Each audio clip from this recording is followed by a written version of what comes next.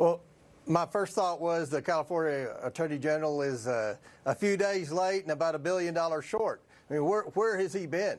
If President Trump and the House Oversight Committee weren't focused on the fraud in California, he would be talking about something totally different. So this is a huge problem. California is a breeding ground for healthcare fraud. I'm glad that it's on the national radar now. Of course, the Attorney General is going to look like he's doing something, just like Keith Ellison came on the scene after we rolled into Minnesota. But at the end of the day, I think that the message is sent. This administration and with the new fraud task force led by Vice President Vance, we're going to try to prosecute people that have defrauded the taxpayers. Okay, so here's more from Bonta claiming these fraud investigations are, as he just stated, politically motivated.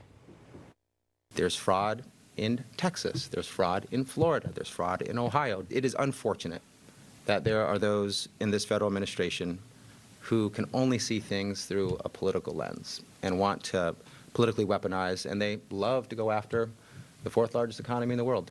So what's really going on here? I mean, both at the federal and the state level, they have identified a lot of money being stolen from the taxpayers, yet they only have a few suspects from all this? Well, I'm glad that Democrats are finally acknowledging that there's fraud with our tax dollars. We've been screaming about this for years in Washington. The Republicans have tried to make cuts. We've tried to hold states accountable for not having guardrails on the federal dollars that we send to those states. And finally, now it's the focus of these attorneys general just because the national media has rolled in.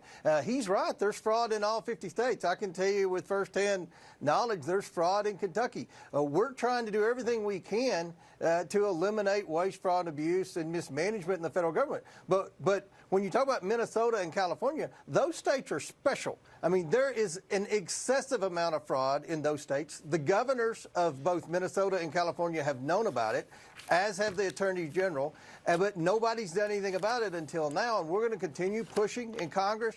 I know that Vice President Vance is focused on this, and hopefully we can hold some of these people accountable and get the backs of the American taxpayers. All right, well, we will see where you get with that. I want to